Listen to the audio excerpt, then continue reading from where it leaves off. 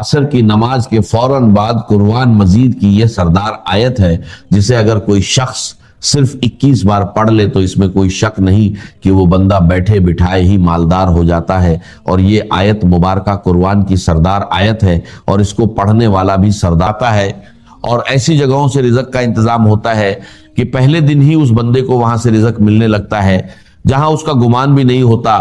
اسی لیے جو لوگ مالدار ہونا چاہتے ہیں، اس عمل کے ذریعے، اس قرآنی سردار آیت کے ذریعے کئی لوگوں کے حالات بدلے ہیں، کئی لوگوں کی زندگیاں بدلی ہیں، کئی لوگوں نے ترقی پائی ہے، اور کئی لوگ جن کو ساری زندگی کچھ نہیں مل سکا تھا اور جو وظائف کر کر کے تھک چکے تھے، انہوں نے عصر کی نماز کے بعد اس کی تلاوت شروع کی، اور پھر ایسی جگہوں سے رزق کا انتظام ہوا کہ آج وہ لوگ جو غریبی کی زندگی گزار رہے تھے آج اتنے مالدار ہیں کہ لوگوں میں رزق تقسیم کر رہے ہیں۔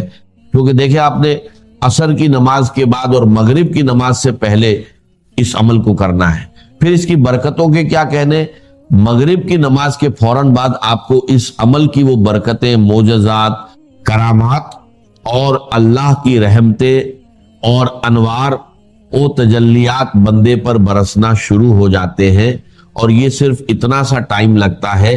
اس لیے جو لوگ ابھی تک وظائف کی دنیا میں قدم رکھ کر بھی محروم ہیں وہ اس عمل کو ایک مرتبہ ضرور کرے، خواتین ہو یا مرد حضرات، ہر کوئی اس عمل کو صرف ایک بار کر لے۔ خاص کر جو مالدار بننا چاہتے ہیں، تھوڑی محنت پر زیادہ رزق حاصل کرنا چاہتے ہیں، غیب کے خزانے حاصل کرنا چاہتے ہیں، میرے آقا نے خود ارشاد فرمایا کہ وہ شخص دوزخ میں نہیں جائے گا جو سورج نکلنے سے پہلے یعنی فجر اور سورج ڈوبنے سے پہلے یعنی عصر کی نماز پڑھے گا۔ عصر کے وقت کی اتنی اہمیت کو حدیث مبارکہ میں بیان کیا گیا ہے کہ اللہ تعالیٰ نے قرآن کے اندر بھی اس نماز کا ذکر فرمایا ہے اور بار بار تاکید کی ہے، اور اس کے درمیان جو وقت ہے عصر اور مغرب کے درمیان کا، اس وقت کا یہ خاص عمل ہے۔ آپ اس کو کسی بھی دن کر سکتے ہیں، اس میں دنوں کی کوئی قید نہیں، بس وقت کا ہونا ضروری ہے۔ تو آپ اسے ظہر کے بعد نہیں، فجر کے بعد نہیں، بلکہ عصر اور مغرب کے درمیان ہی کریں گے تو یہ ساری برکتیں جو میں بتا رہا ہوں، بے اولاد بھی اس کو کر سکتے ہیں، مقروض خاص کر اس عمل کو کریں گے تو مغرب تک انشاءاللہ رزق کا انتظام ہو جاتا ہے، قرضے سے نجات کا انتظام ہو جاتا ہے۔ اس لیے اس کی برکت یہ ہے کہ اگر کوئی بندہ بہت زیادہ مجبور ہے، بہت زیادہ تنگ دست ہے، جس کا کوئی سانحال نہیں، جو لوگوں کے رویے سے پریشان ہے، غریبی کی وجہ سے، مالی دولت کی وجہ سے پریشان ہے، اور یہ مہینہ بھی بڑی عظمت والا چل رہا ہے، اس بابرکت مہینے میں عصر کے بعد پڑھیں تو آپ کو خود اندازہ ہو جائے گا کہ یہ واقعی اللہ کے کلام میں کتنی طاقت اور تاثیر ہے۔ اب سب سے پہلی چیز جو میں بتانے لگا ہوں، اس کو آپ نے 21 بار پڑھنا ہے۔ یہ آیت مبارکہ 21 بار پڑھنی ہے، اسی طرح چند مخصوص آیات ہیں اور چند چیزیں ہیں جو اسی ترتیب کے ساتھ پڑھنی ہیں، لیکن ہر ایک کی تعداد مختلف ہوگی۔ یہ جو چیز میں بتانے لگا ہوں اس کا خاص خیال رکھنا ہے، اور اس کا خاص خیال رکھے بغیر آپ نے عمل نہیں کرنا۔ یعنی کچھ شرائط ہوتی ہیں، جیسے بندہ مسجد میں جاتا ہے تو وضو شرط ہے، اسی طرح اس عمل کے لیے بھی چند چیزیں ضروری ہیں۔ اگر عمل کر لیں گے تو کامیاب ہوں گے، کیونکہ کچھ پانے کے لیے کچھ کرنا پڑتا ہے۔ یہ بات جس کے ذہن میں آ جائے وہ کبھی ناکام نہیں ہوتا۔ اسی لیے اس ویڈیو کو مکمل دیکھ کر عمل سمجھ کر کریں گے تو انشاءاللہ برکتوں سے کبھی محروم نہیں رہیں گے، یہ گارنٹی ہے۔ آگے اللہ تعالیٰ نے چاہا تو وہ میرا مالک، وہ میرا خالق، وہ رزق دینے والا، رحمتیں برسانے والا، کرم کرنے والا، وہ رب تو ہر لمحہ اپنے بندوں کو پکار رہا ہے کہ میری طرف آؤ، تمہیں وہ سب کچھ عطا کر دوں گا جس کی تم تمنا کرتے ہو، تمہاری ہر دعا قبول ہوگی، ہر فریاد سنی جائے گی، جو چاہو مانگ لو، عطا کر دیا جائے گا۔ اب اسی ترتیب کے ساتھ دوستو آپ نے کرنا کیا ہے؟ سب سے پہلے آپ نے قرآن مجید کی یہ مختصر سی سور مبارکہ جو بالکل سادی اور آسان ہے، اسے صرف 3 مرتبہ پڑھنا ہے۔ سب سے پہلے 3 مرتبہ درود پاک، پھر 3 مرتبہ یہ سورہ، اور قرآن کریم کی جو سردار آیت ہے اسے جہاں بھی پڑھنے کا کہوں وہیں پڑھنا ہے، اپنی مرضی سے کچھ نہیں کرنا، کیونکہ اللہ والوں کا بتایا ہوا طریقہ ایک خاص ترتیب ہے۔ دیکھیے کچھ اعمال دیکھنے میں مختصر اور سادے ہوتے ہیں لیکن طاقت کے اعتبار سے بہت زیادہ ہوتے ہیں، کیونکہ وقت بہت قیمتی ہے۔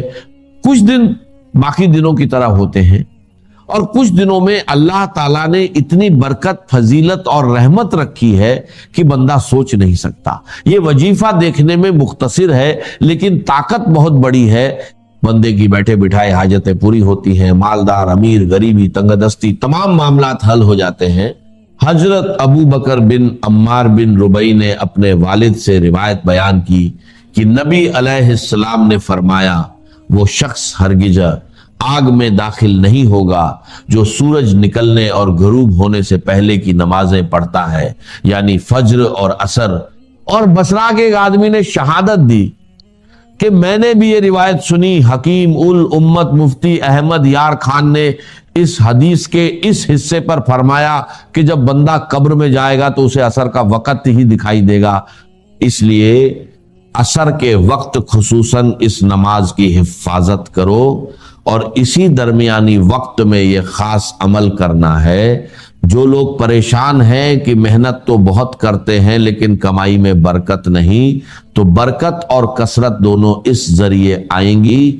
درود پاک آپ کوئی بھی پڑھ سکتے ہیں، چاہے درود ابراہیمی ہو یا کوئی اور، بس تعداد وہی رکھیں جو بتائی گئی۔ پھر سورۃ الفاتحہ کو بسم اللہ کے ساتھ پڑھیں۔ میں 40 بار روز پڑھتا ہوں لیکن آپ کو صرف بتائی گئی تعداد کے برابر ہی پڑھنا ہے۔ بسم اللہ الرحمن الرحیم، الحمدللہ رب العالمین، آمین۔ اور آمین کے 4 حرف کے برابر اللہ تعالیٰ اس بندے کے لیے 4 فرشتے مقرر کر دیتا ہے جو اس کے لیے دعا کرتے رہتے ہیں۔ تو جس کے لیے فرشتے دعا کرے وہ کیسے ناکام ہو سکتا ہے؟ اور نبی نے فرمایا جس کی اثر چھوٹ گئی گویا اس کا گھر مال لٹ گیا۔ اسی لیے آج کے بعد عصر کی نماز کو قضا نہ ہونے دے، یہ عمل صرف ایک دن کر کے دیکھے، دل کرے گا کہ روز کرے، روز برکتیں حاصل کرے۔ اصل میں عصر کے بعد رزق بڑا ملتا ہے کیونکہ اس وقت اللہ کے نوری ملائکہ فرشتے زمین پر اکٹھے ہوتے ہیں، دن والے فرشتے واپس جاتے ہیں اور رات والے آ جاتے ہیں، ان کی آپس میں ملاقات ہوتی ہے اور اس وقت اللہ کی رحمتوں کا نزول سب سے زیادہ ہوتا ہے۔ اور جب بندہ اس وقت رحمت والی آیات پڑھتا ہے تو اس پر رحمتیں موسلادھار بارش کی طرح برسنے لگتی ہیں۔ اسی لیے جو شخص ان نمازوں کا دھیان رکھے وہ جہنم میں نہیں جائے گا، اور جو نہ پڑھے اس کا سب کچھ برباد ہو جاتا ہے۔ اکثر دیکھا ہے لوگ نماز کے قریب نہیں آتے اور باقی سارے معاملات کرتے ہیں، پھر بربادیاں شروع ہوتی ہیں۔ اس لیے اگر آپ عصر چھوڑنے والے ہیں تو آج سے تہیہ کریں، اللہ کی بارگاہ میں سچی توبہ کر کے عمل شروع کریں کہ نمازوں کی پابندی، خصوصاً عصر کی پابندی کروں گا، انشاءاللہ کامیابی مقدر ہوگی۔ فاتحہ کو آمین کے ساتھ 3 بار پڑھیں۔ یہ وہ سورت ہے جو 2 بار نازل ہوئی جسے سورت مت کہا جاتا ہے۔ جب یہ نازل ہوئی تو فرشتوں نے عرض کیا کہ یہ خاص آپ کو عطا ہوئی، تو خاص چیز کی برکتیں خاص ہوتی ہیں۔ حضرت زریر بن عبداللہ فرماتے ہیں کہ حضور نے 14ویں رات کے چاند کی طرف دیکھ کر فرمایا کہ تم اپنے رب کو اسی طرح دیکھو گے بنا کسی مشقت کے، بشرطے تم نے فجر اور عصر پڑھنے میں کوتاہی نہ کی تو اللہ کی زیارت ہوگی۔ پھر حضور نے آیت تلاوت فرمائی اور نماز کی وصیت فرمائی، تو اس نماز کو اہمیت دیں۔ اس کے بعد سورۃ الاخلاص شریف پڑھیں۔ بسم اللہ الرحمن الرحیم، قل هو اللہ احد اللہ الصمد لم یلد ولم یولد ولم یکن لہ کفوا احد۔ سبھی صورتیں بسم اللہ کے ساتھ پڑھیں، کیونکہ جب بندہ وظائف کو ان کی شرائط اور طریقے کے مطابق پڑھتا ہے تو کامیاب ہوتا ہے۔ فاتحہ اور اخلاص پڑھنے سے اللہ ایک پورا قرآن پڑھنے کا ثواب دیتا ہے۔ 300 शहीदों के बराबर सवाब लिखा जाता है, रिज़्क बढ़ता है, मामलात हल होते हैं, परेशानियां खत्म होती हैं, दुख मुसीबत से निजात मिलती है। ये सारी बरकतें इस अमल से मिलेंगी। और ये महीना बड़ा खास है, मुहर्रम और रजब इज्जत वाले महीने हैं। जो बंदा इस अमल को करे उसकी इज्जत, रिज़्क और दौलत बढ़ती है, मसाइल हल होते हैं, दुआएं कबूल होने लगती हैं। क्योंकि अल्लाह इस अमल करने वाले को हर साल हज की तौफीक अता फरमाए, इतने पैसे दे कि वो हर साल हज को जाए। अल्लाह के खजाने वसी हैं, बंदे का गुमान वहां नहीं पहुंच सकता। फिर सूरतुल कौसर पढ़े, इससे अल्लाह सारे गुनाह माफ फरमा देता है, चाहे समंदर की झाग के बराबर भी हो। और ये सूरत दुश्मनों के लिए तीर, मौजिज़ात, शफात, मकाम, जन्नत की अता, सहाबा की जमात, दीन का गलबा, दुश्मनों पर फतुहात, सब कुछ इसके अंदर है। फिर एक आयत जो अपनी जगह पर निहायत अहमियत की हामिल है, और आपको याद होगा कि हमारी गुज़श्ता 2 नशस्तें इसी एक आयत के मुताले में सर्फ हुई। और यकीनन इस आया मुबारका का ये हक, इसलिए कि न सिर्फ ये कि इस सूरह मुबारका का ये उमूद है, मरकजी मजमून है, बल्कि जैसा कि मैं अर्ज कर चुका हूँ, डॉक्टर रफीउद्दीन मरहूम की एक रिवायत के मुताबिक इमामुल हिंद हज़रत शाह वलीउल्लाह देलवी रहमतुल्लाह अलैह के नज़दीक की आया मुबारका यानी सूरह सफ की आयत नंबर 9 पूरे कुरान मजीद का उमूद, मरकज और महवर, जिसके गिर्द के पूरे कुरान मजीद के मज़ामीन घूमते। अपनी ये नाचीज़ राय भी अर्ज कर चुका हूँ कि पूरे कुरान मजीद के लिए यह आया मुबारका महवर है या नहीं, लेकिन सीरतुन नबी अला साहिब वस्सलाम के सही फहम के लिए यकीनन लाजमी कलीद, उसके लिए यकीनन उमूद की हैसियत रखती है। इस आयत मुबारका को समझेंगे तो सीरतुन नबी का फहम हासिल हो। इसलिए कि किसी भी अजीम शख्सियत के कारनामा हयात को एसेस करने के लिए सबसे पहले ये समझना जरूरी है कि उसका मकसद क्या, उसके सामने अपनी जिद्दोजहद और अपनी मसाइल के हदफ के तौर पर क्या थी, उसी के हवाले से एसेस किया जाएगा कि किस दर्जे में कामयाबी। इस आया मुबारका पर जैसा कि मैंने अर्ज किया, गुज़श्ता 2 नशस्तों का अक्सर व बेशतर हिस्सा सर्व कर चुके हैं। मुझसे पिछली नशस्त में एक गलती हुई है और उसकी तरफ एक साहब ने, हमारे शुरकाए दर्स में से, उन्होंने तवज्जो दिलाई है, मैं उनका शुक्रिया अदा करता हूँ। ले युज़हिरहू जो मरकजी लफ्ज़ है इस उमूद वाली आयत का, हुवल्लज़ी अरसला रसूलहू बिल हुदा व दीनिल हक़ लियुज़हिरहू अला दीनि कुल्ली। ले युज़हिरहू का जब मैंने तज्जिया किया तो जो इब्तिदा में लाम आया है उसके लिए रवा रवी में मेरी ज़बान से लफ्ज़ निकल गया कि ये हर्फ जार है, लाम है हर्फ जार, हुरूफ जार है। ये एक गलती है जो रवा रवी में हुई है। असल में ये या तो इसे लाम कै कहते हैं या लाम तालील कहते हैं। ले युज़हिरहू ताकि गालिब कर दे उसको, ताकि वो गालिब कर दे उसको। लाम जार जो है, हर्फ जार के तौर पर लाम जब आता है तो अस्मा पर आता है, अफ़ाल पर, इसलिए इस लाम के बाद महसूस माना जाता है या कै या अन। ले अन युज़हिरहू ताकि वो गालिब कर दे उसको, ले कै युज़हिरहू ताकि वो गालिब कर दे। तो ये जो हुरूफ है अन, लन, कै, इज़न, ये 4 हुरूफ वो हैं जो फ़ेल मुज़ारे पर दाखिल होते हैं और फिर उसको नस्ब देते हैं। ले युज़हिरहू ता पर ज़बर इसलिए देते हैं। तो ये लाम ताली कहें या लाम कै कहें। अलबत्ता एक बात पर अगर गौर करें कि जहां तक मफहूम का ताल्लुक है, इसमें वो हर्फ जार वाला लाम जो है उसका मफहूम मौजूद, इसलिए कि जब हर्फ जार के तौर पर लाम आता है तो उसके मानी होते हैं किसी शय के लिए, वास्ते। जैसे कि अक़ीमिस सलात लिज़िक्री, नमाज कायम करो मेरी जिक्र के लिए, मेरी याद के लिए, मेरी याद के वास्ते। तो ये किसी शय के वास्ते, किसी शय के लिए, ये दर हकीकत लाम जब हर्फ जार के तौर पर आता है तो उसका मफहूम, यहाँ वो मफहूम मौजूद, हुवल्लज़ी अरसला रसूलहू बिल हुदा व दीनिल हक़ लियुज़हिरहू, वही है अल्लाह जिसने भेजा अपने रसूल को यानी मोहम्मद को सल्लल्लाहु अलैहि वसल्लम 2 चीजें देकर, अल हुदा यानी कुरान हकीम और दीन हक़, इसलिए या इस वास्ते कि वो गालिब कर दे उसको पूरे के पूरे दीन पर। तो ये जो असल मफहूम है यहाँ मौजूद। बहरहाल जहाँ तक फनी एतबार से ये बात सही है कि ये हर्फ जार नहीं है बल्कि लाम तालीम या लाम कै। अब हम आगे चल रहे हैं। इस सूरह मुबारका का जो चौथा हिस्सा है ये फिर 4 आयात पर मुश्तमिल है। वो 4 आयात अभी मैंने तिलावत की है, आपने समाअत फरमाई। इन 4 आयात का मज़मून है जिहाद के लिए पुरजोर दावत, और इसका जो रब्त है इस उमूद के साथ उसको पहचान।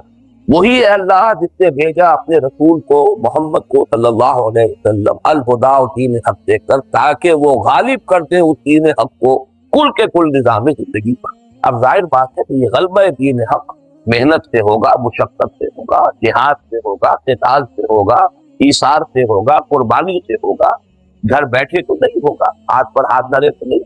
لہذا اس کے لیے ضروری ہے کہ اب دو لوگ بھی ایمان کے دعوے دار ہیں اللہ پر اور اس کے رسول پر۔ اللہ ہے اپنے رسول کو بھیجنے والا، اس پر بھی ہمارا ایمان ہے۔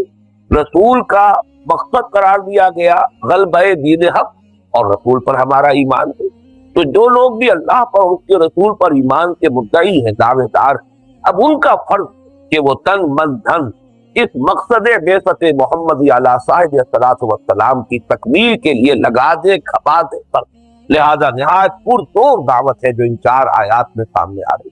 میں ذرا چاہوں گا کہ اس رب کو ذرا اور گہرائی میں آپ سمجھ لیں، اس لیے کہ آیت نمبر 9 پر ایک گفتگو ہم اس اعتبار سے بھی کر چکے ہیں کہ یہ آیہ مبارکہ نبی اکرم صلی اللہ علیہ وسلم پر نبوت اور رسالت کی تکمیل کا بیان کر رہی ہے۔ یعنی ختم نبوت کا ایک تصور یہ ہے کہ پہلے نبوت کا سلسلہ چل رہا تھا، حضور پر وہ آ کر ختم ہو گیا، اب آپ کے بعد جیسے کہ حضور نے فرمایا انا خاتم النبیین لا نبی بعدی، اب میرے بعد کوئی نبی۔ اور دوسرا مفہوم یہ ہے کہ آپ پر نبوت اور رسالت کی تکمیل ہی ہوئی۔ یہ تکمیل نبوت اور رسالت اصل میں بنائے فضیلت محمدی ہے صلی اللہ علیہ وسلم، ورنہ محض رسالت کا ختم ہو جاتا، اس میں تو فضیلت کی کوئی بات نہیں۔ فضیلت کی بنیاد تو یہ ہے کہ آپ پر رسالت کی تکمیل ہوئی، نبوت کی تکمیل۔ اس تکمیل نبوت اور رسالت کے 5 مظاہر کی تفصیل سے گفتگو ہو چکی ہے گزشتہ نشست میں۔ میں چاہتا ہوں پھر گن لیں، یاد کریں۔ سب سے پہلا مقصد کیا ہے کہ آپ اللہ کے واحد رسول ہیں صلی اللہ علیہ وسلم، جن کی بعثت پوری نوع انسانی کی۔ اس کا تعلق ہے جو سائنسی اور تکنیکی ارتقا ہوا ہے نسل انسانی کے ارتقا کے دوران، کہ اب یہ ممکن ہو گیا تھا کہ ایک نبی کی دعوت پوری نوع انسانی تک پہنچ سکے، اور ایک نبی کی دعوت پر پوری نوع انسانی کو جمع کی۔ اس سے پہلے ذرائع رسل و رسائل ایسے نہیں تھے کہ ایک نبی کی بعثت پوری نوع انسانی کے لیے ہوتا۔ تو پہلا مقصد یہی ہے کہ آپ کی بعثت ہے وما ارسلناک الا کافۃ للناس بشیرا ونذیرا۔ دوسرا بعثت اگرچہ ہدایت کا سلسلہ تو حضرت آدم سے چلا آ رہا، اما یاتینکم منی ھدی فمن تبع ہدایا فلا خوف علیہم ولا هم یحزنون۔ جتنے صحیفے نازل ہوئے وہ صحف ابراہیم تھے یا صحف موسیٰ تھے، جتنی کتابیں آئیں وہ تورات ہو، زبور ہو، انجیل ہو، سب میں ہدایت تھی، ہدن۔ لیکن یہ ہدایت اب کامل ہو گئی ہے قرآن میں، الہدا، the guidance, the complete guidance, the final guidance. اور یہی وجہ ہے کہ اس کی حفاظت کا ذمہ لیا اور سابقہ کتابوں کی حفاظت کا ذمہ نہیں لیا۔ تیسرا مقصد جو تمدنی ارتقا ہوا ہے نوع انسانی کا، اب نوع انسانی اس مقام پر پہنچ گئی تھی کہ اسے ایک نظام اجتماعی درکار، انفرادیت کا دائرہ سکڑتے سکڑتے بہت محدود ہو چکا ہے، اور اجتماعیت کا تسلط جو ہے انسانی زندگی پر بہت گہرا ہو چکا ہے، بہت وسیع ہو چکا ہے۔ لہذا اب اصل جس جو طے مطلوب ہے انسان کو درکار ہے وہ ایک نظام عدل اجتماعی۔ تو گویا کہ دین ایک نظام کی حیثیت سے اس کی تکمیل ہوئی ہے محمد پر صلی اللہ علیہ وسلم۔ الیوم اکملت لکم دینکم واتممت علیکم نعمتی ورضیت لکم الاسلام دینا۔ یہ تیسرا منتر ہے حضور پر تکمیل نبوت رسالت۔ چوتھے اور پانچویں جو مظاہر ہیں تکمیل رسالت کے، ان کا تعلق ہے اتمام حجت کے ساتھ۔ اتمام حجت بھی حضور کے ذریعے سے بدرجہ کمال و اتمام ہوا ہے۔ اتمام حجت کے بھی درجے، آپ کسی بات کو کسی کے سامنے بیان کر دیجئے، بہت عمدگی سے بیان کر دیجئے کہ بات اس کی سمجھ میں آ سکتی، یہ بھی ایک درجے میں اتمام حجت۔ لیکن آپ اس شے کا ایک عملی نمونہ پیش کر دیں، یہ ہے اصل میں کہ اتمام حجت اب نقطۂ عروج کو، نقطۂ کمال کو پہنچ۔ کہ صرف ذہنی صلاحیت ہی درکار نہ ہو اس کو سمجھنے کے لیے، کم تر ذہنی صلاحیت کے لوگ بھی دیکھ لیں کہ یہ ہے اس کی برکات، یہ ہے اس کی کیفیات۔ تو گویا کہ اب اس کے بعد اتمام حجت درجہ آخر۔ تو اس میں پہلی اتمام حجت تو ہوئی ہے پوری نوع انسانی پر کہ دین حق کا ایک عملی نمونہ پہ۔ اگر یہ دین حق صرف نظری طور پر قرآن مجید ہی میں ہوتا، یا حضور اس کی مزید تشریح بھی فرما دیتے اپنی احادیث شریفہ میں، تب بھی ایک طرح کا اتمام حجت تھا۔ لیکن جب تک کہ اس کا ایک ماڈل، اس کا ایک نمونہ نہ دکھا دیا جاتا، بدرجہ تمام و کمال اتمام حجت نہیں۔ لہذا حضور نے لِیُظْہِرَہُ عَلَى الدِّینِ کُلِّہ، جان رسل محنت و مشقت کے نتیجے میں وہ نظام قائم کر کے اس کا ایک عملی نمونہ دکھا دیا۔ اب یہ تا قیام قیامت نسل انسانی پر حجت، ہر کجا بینی جہان رنگ و بو، ہاں کہ خاک کرو یا داردو یا نور مصطفیٰ اورا بہار یا حنود اندر فلاتے۔ اور اسی اتمام حجت کا دوسرا پہلو جو ہے وہ امت پر، کہ آپ نے یہ اظہار دین حق کا جو فریضہ ہے، دین کے غالب کر دینے کا فریضہ، یہ معجزوں کی مدد سے کر کے نہیں دکھایا، بلکہ انسانی مشقت، جد و جہد، محنت، ایثار، قربانی، مصائب جھیل کر، تکلیفیں برداشت کر کے، ہر طرح کی جو بھی آزمائشیں ہو سکتی ہیں ان سے خود بھی بنفس نفیس گزر کر اور اپنے صحابہ کو بھی ان سے گزار کر absolutely at the level of human effort and struggle یہ کارنامہ کرتے تھے۔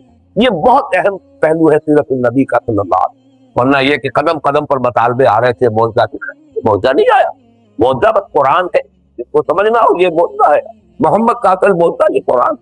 ورنہ آپ سوچئے کہ اگر بنی اسرائیل کے لیے جب کہ ان کو شدید بھوک کی کیفیت جو ہے اس نے ستایا تو من و سلوہ نازل ہو گیا، کیا حضور اور آپ کے صحابہ کا درجہ ان سے کہیں بلند نہیں تھا کہ غزوہ تبوک کے دوران من و سلوہ نازل کیا جاتا؟ نہیں نازل، بھوک اور پیاس کی مشقت نہیں تھے، ہیومن لیول پر ایفرٹ کا ایک نمونہ قائم کیا ہے دنیا میں، ایثار، قربانی، جد و جہد، مصیبتیں جھیل کر۔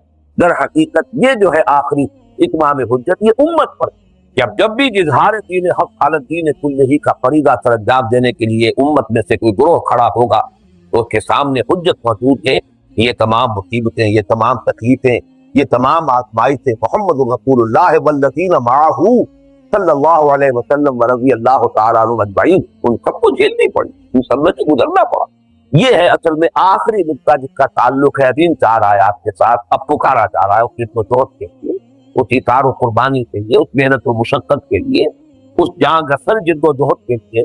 یا ایھا الذین آمنوا هل ادلکم علی تجارۃ تنجیکم من عذاب الیم، اے ایمان والو، یہ جو اصطلاح ہے اے ایمان والو، کتاب کا جو یہ صیغہ ہے، بارہا میں عرض کر چکا ہوں کہ اگرچہ لفظ آتا ہے یہاں پر ایمان کا، لیکن مراد یہاں پر ہے تمام مسلمان، ان میں منافقین بھی شامل ہے، جو بھی مدعی ہے ایمان در حقیقت اس سے اے ایمان والو۔ قرآن مجید میں کہیں مسلمانوں کو خطاب نہیں کیا گیا یا ایھا الذین اسلموا، کہیں منافقین کو خطاب نہیں کیا گیا یا ایھا الذین نافقوا، لیکن چونکہ اہل ایمان ہی کے گروہ میں مومنین صادقین بھی تھے، منافقین بھی تھے، اور ایک بین بین کی کیفیت بھی تھی جس کا تذکرہ سورہ حجرات میں آ چکا ہے۔ قالت الاعراب آمنا قل لم تؤمنوا ولکن قولوا، تم یہ نہیں کہہ سکتے کہ تم مومن ہو گئے ہو، بس صرف یہ کہہ سکتے ہو کہ تم مسلمان ہو گئے اسلام میں۔ گویا کہ یہ 3 گروہ ہو گئے۔ ویسے تو یہ کہ ان تینوں کے درمیان بڑا فصل ہے، ایمان کے نہ معلوم کتنے مدارج ہوں گے، ابو بکر صدیق رضی اللہ تعالیٰ عنہ سے لے کر اور ایک عام صحابی کے ایمان تک کتنے درجات ہوں گے، پھر نفاق سے بھی کتنے درجے ہوں گے، عبداللہ ابن ابی کے نفاق سے لے کر کوئی ادنا درجے کا منافق کتنے درجے ہوں گے، بے شمار ہوں گے، اور بیچ میں یہ ایک 0 پوائنٹ ہے کہ نہ ایمان نہ نفاق بلکہ اسلامی محض، اور ان سب کو خطاب کیا جاتا ہے یا ایھا الذین آمنوا۔ تو یہاں پر اصل میں ترجمہ کرتے ہوئے الفاظ اگر ہم استعمال کریں، اے ایمان کے دعوے دارو، اے ایمان والو نہیں، اے ایمان کے دعوے دارو، اے مدعیان ایمان، هل ادلکم علی تجارۃ تنجیکم من عذاب الیم، کیا میں تمہاری رہنمائی کروں، کیا میں تمہیں بتاؤں ایک ایسی تجارت جو تمہیں دردناک عذاب سے نجات دے دے، چھٹکارا دے۔ اس میں پہلی بات تو یہ سمجھیے کہ یہ بڑا ہی فطری اسلوب ہے تعلیم کا، سوال جواب، سوال کیا جائے تاکہ جو بھی شاگرد ہیں، جو سامع ہیں، جو بھی زیر تربیت لوگ ہیں، پہلے وہ چونک جائیں، وہ پوری طرح متوجہ ہو جائے۔ یہ اسلوب قرآن مجید میں بھی بہت مرتبہ آ رہا ہے اور حدیث نبوی میں بہت کثرت، بلکہ حضور کا انداز تو بہت چونکانے کا ہوتا تھا۔ جیسے وہ حدیث جو ہے کہ آپ نے سوال کیا اتدرون من المفلس، کیا تم جانتے ہو مفلس کون ہوتا ہے؟ آپ حیران ہو گئے، اس میں کون سی بات ایسی تھی، مجھے تو کبھی جانتے مفلس کون ہوتا۔ بہرحال عرض کیا، جب سوال کیا ہے حضور نے صلی اللہ علیہ وسلم پر کیا، المفلس عندنا من لا درہم لہ ولا دینار، حضور ہم تو اسی کو مفلس سمجھتے ہیں جس کے پاس درہم و دینار نہیں، تو کیا کرتے ہیں اور سونا چاندی نہیں، گھر باہر نہیں۔ میری امت کا مفلس وہ ہے جو عبادات میں تو بڑے گٹھڑ اور بوجھ لے کر آئے گا قیامت کے دن، لیکن یہ ہے کہ حقوق العباد کے اندر اس نے کوتاہی کی ہوگی، کسی کو گالی دے دی ہوگی، کسی پر کوئی تہمت تراش کی ہوگی، کسی کا مال ہڑپ کر لیا ہوگا، کسی کی عزت کے اوپر حملہ کیا ہوگا، یہ سب دعوے دار آ جائیں گے اور اس کی ساری نیکیاں عبادتیں ان کو دے دی، پھر بھی حساب نہیں ختم ہوگا، مدعیان اب بھی ہوں گے، تو ان کے گناہ جو ہے وہ اس کے کھاتے میں درج کیے جائیں گے اور وہ ان کے گناہوں تلے دب کر جہنم میں پہنچے جائیں گے۔ یہ مفلس وہی انداز یہاں سوال کیا تھا، ہل ادلکم بتاؤں میں تم وہ تجارت جو تمہیں دسناک عذاب سے چھٹکارا دلا، نجات طلب ہے یہاں باب قال انجا ینجی ایجاد ہل ادلکم علی تجارت تنجیکم من عذاب علیم۔ علیم جو ہے علم کہتے ہیں تکلیف کو، رنج و علم اردو میں مستعمل ہے، علیم فعیل کے وزن پر صفت مشبہ بن گیا، نہایت رنج دینے والا، نہایت تکلیف دہ۔ فارسی میں اگر کہ علم ناک کا لفظ استعمال ہو جاتا ہے لیکن اصل میں دردناک لفظ ہے، فارسی کا ہوگا دردناک علم ناک۔ اب دوسرا پوائنٹ یہ نوٹ کیجیے کہ لفظ تجارت یہاں آیا اس قدر آسان ترین لفظ، یہ بات میں نے بارہا کہی ہے، قرآن مجید نے اپنے اصل میسج اور پیغام کو نہایت سادہ الفاظ میں دیا، کوئی منطقی ایک نہیں، کوئی فلسفیانہ بھاری بھرکم اصطلاحات۔ اب تجارت ہر کوئی جانتا ہے تجارت کی، تجارت میں ظاہر بات ہے کچھ مال بھی لگتا ہے، کہ کیا چیزیں کیا ہے، نہ کچھ سرمایہ چاہیے اور پھر محنت بھی لگے گی، محنت اور سرمایہ یہ سب کچھ کس لیے؟ اسی منفعت کے حصول منفعت کے لیے، نفع کے حصول کے لیے کچھ پیسہ بھی لگانا اور مال اپنی جان بھی کپانا، محنت بھی کرنا، یہ تجارت۔ تو یہاں پر وہ لفظ استعمال کیا ہے تجارت کا، جس کا مفہوم جو ہے وہ ہر سب کو مانتا ہے۔ تنجیکم من عذاب علیم پر زیادہ توجہ کیجیے، سوال یہ نہیں ہے کہ کیا تمہیں وہ راستہ بتایا جائے جو تمہیں بہت اعلیٰ منصب دلا دے، بہت اونچے درجات تک پہنچا دے۔ اگر یہ سوال ہوتا تو اس کا امکان باقی تھا کہ اس سے کمتر پر بھی نجات تو ہو سکتی ہے۔ بھائی تمہیں وہ ہم راستے پر دیتے ہیں جس سے فرق ڈویژن آ جائے، چلیے تو گویا کہ ایک طالب علم یہ سمجھ سکتا ہے کہ مجھے نہ بھی مل سکے وہ تو پاس ہونے کا امکان مجھے تھی، لیکن یہ کہ یہاں کہا جائے تنجیکم من عذاب علیم، جو تمہیں دردناک عذاب سے چھٹکارا۔ اگر کہ عام طور پر کہا جاتا ہے کہ مفہوم مخالف جو ہے وہ ہر جگہ پر لازمی طور پر درست نہیں ہوتا، لیکن اس مقام پر سمجھیے کہ مفہوم مخالف جو ہے وہ لازمی ہے، ضروری، ورنہ یہ کلام محمل۔ اگر تصور یہ ہو کہ اس کے بغیر بھی نجات ہے تو پھر یہ کلام محمل ہے، اس کا مطلب ہے کہ آپ کو اس کلام کے اوپر اعتماد کی معلومہ نجات ممکن ہی یہی ہے جب تک کہ یہ طرز عمل، یہ تجارت اختیار نہ کرو۔ ہل ادلکم علی تجارت تنجیکم من عذاب علیم، کیا میں تمہاری رہنمائی کروں؟ عدلو دلہ یدلو، یہ اس لفظ دلیل بنا، دلیل کہتے ہیں وہ کہ جو کسی چیز کی طرف آپ کی رہنمائی کرتے، اب دلیل جو ہے عقلی ہوتی ہے، دلیل راہ بھی ہوتی ہے، اسی طریقے سے رہنمائی کرنا، بتا دینا، کوئی چیز جو ہے کسی کو سمجھا دینا، یہ ہے دلہ یدل۔ تو ہل ادلکم علی تجارت تنجیکم من عذاب علیم، کیا میں بتاؤں تمہیں، کیا تمہیں سکھا دوں، کیا تمہیں بتا دوں، کیا تمہاری رہنمائی کر دوں اس تجارت کی طرف جو تمہیں دردناک عذاب سے چھٹکارے۔ یہ جو آخری ٹکڑا ہے اس آیہ مبارکہ کا، اب اس کا پس منظر کے ساتھ بڑا گہرا تھا، تنجیکم من عذاب علیم۔ میں نے ابھی عرض کیا اگر یہ نہیں کرو گے تو نجات پانا دردناک عذاب سے، اس کی امید موہوم ہے۔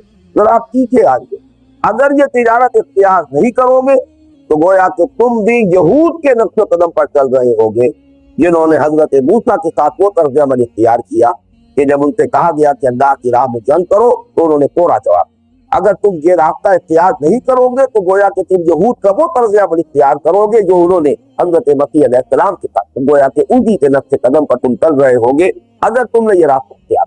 اس سے بھی پیچھے جائیے، جس کو میں نے کہا تھا کہ پہلی 4 آیات تمہیدی، اگر یہ راستہ جہاد کا اختیار نہیں کرتے ہو تو گویا کہ تمہارا معاملہ یہ ہے کہ لما تقولون ما لا تفعلون، اس دفعہ جو ہے اس کے مستحق ہو جاؤ گے، یہ دفعہ تمہارے اوپر لاگو کہ تم کہتے کچھ ہو کرتے کچھ ہو۔ دعویٰ ہے اللہ پر ایمان کا اور اللہ کے رسول کی محبت اور عشق کا، لیکن یہ کہ یہ کام جو ہے اللہ کی راہ میں جہاد کے لیے جس کے لیے پکارا جا رہا ہے اس کے لیے، یہ پورا پس منظر جو ہے در حقیقت نوٹ کر لیجیے کہ تنجیکم من عذاب علیم، عذاب علیم سے چھٹکارا پانا ہے تو یہ کام ضرور کرنا ہوگا۔ اگر یہ کام نہیں کرو گے تو گویا کہ تم یہود کے نقش قدم پر چل رہے ہو، اگر یہ کام نہیں کرو گے تو گویا کہ تمہارے اوپر وہی دفعہ جو ہے وہ عائد ہو جائے گی کہ لما تقولون ما لا تفعلون کبر مقتا عند اللہ ان تقولوا ما لا تفعلون، کیوں کہتے ہو جو کرتے نہیں ہو، اور اللہ کے غضب اور بیزاری کو بھڑکانے والی ہے یہ بات کہ تم کہو جو کرتے۔ اس مقام پر میں چاہتا ہوں کہ ایک آیت مبارکہ جو ہمارا مطبوعہ جو ہے کتاب کی شکل میں منتخب کتاب، اس میں وہ ایک مستقل درس کی حیثیت سے ہے، لیکن یہاں در حقیقت میں نے اپنے اس درس کے دوران اس کو اس جگہ پر مناسب سمجھا ہے کہ یہاں اس آیت کو، یہ آیت نمبر 24 کے ہے سورہ